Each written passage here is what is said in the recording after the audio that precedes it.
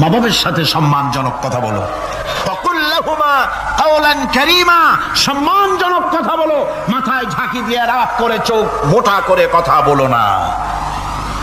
তুমি সন্তান, তোমার জন্য সবচাইতে বড় পীর তোমার আব্বা, তোমার আম্মা।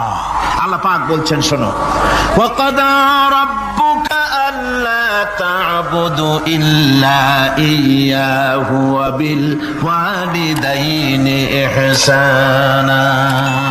তোমার প্রভুর পক্ষ থেকে ফয়সালা হয়েছে, চূড়ান্ত সিদ্ধান্ত হয়ে গিয়েছে, আমি আল্লাহর ইবাদতের পর তোমার মা বাপের ইহসান করবে, খেদমত করবে, তাদের জন্য উপকার করবে, তাদেরকে ভালোবাসবে। আল্লাহ রাব্বুল আলামিন বলেন মা বাবার সঙ্গে কেমনে কথা বলবে, তাদের সাথে কিভাবে আচরণ করবে, আল্লাহ তাও শিখিয়ে দিয়েছেন। আল্লাহ পাক বলেন ওয়ালা তাকুল লাহুমা ওয়া কুল লাহুমা কাওলান কারীমা। মা বাবার সাথে সম্মানজনক কথা বলো। ওয়া কুল লাহুমা কাওলান কারীমা, সম্মানজনক কথা বলো। মাথায় ঝাঁকি দিয়ে রাগ করে চোখ মোটা করে কথা বলো না।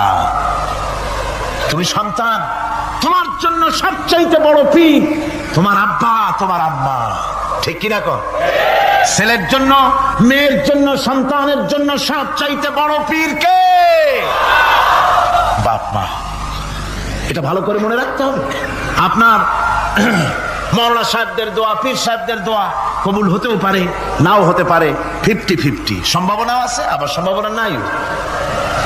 কিন্তু মা বাবার দোয়া কবুল হবে 100% সিউরিটি রয়েছে। রাসূলুল্লাহ বলেছেন 3 জনের দোয়া কবুল হবে, মুস্তাজাবুদ দাওয়াত।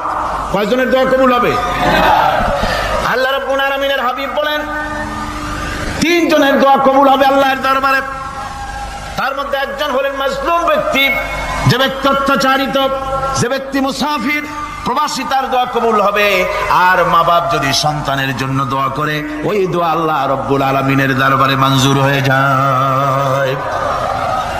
আল্লাহ রাব্বুল আলামিন মা বাপ সম্পর্কে বলেন, মা বাবের জন্য আমার কাছে দোয়া করবি বান্দারা, আমার কাছে দোয়া করবি। দোয়াটা আল্লাহ পাক শেখাচ্ছেন, রব্বিরহামহুমা কামা রাব্বায়ানি সাগীরা।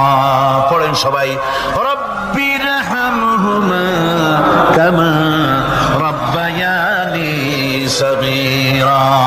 একটু জিকির করেন, লা ইলাহা ইল্লাল্লাহ, লা ইলাহা ইল্লাল্লাহ, লা ইলাহা ইল্লাল্লাহ।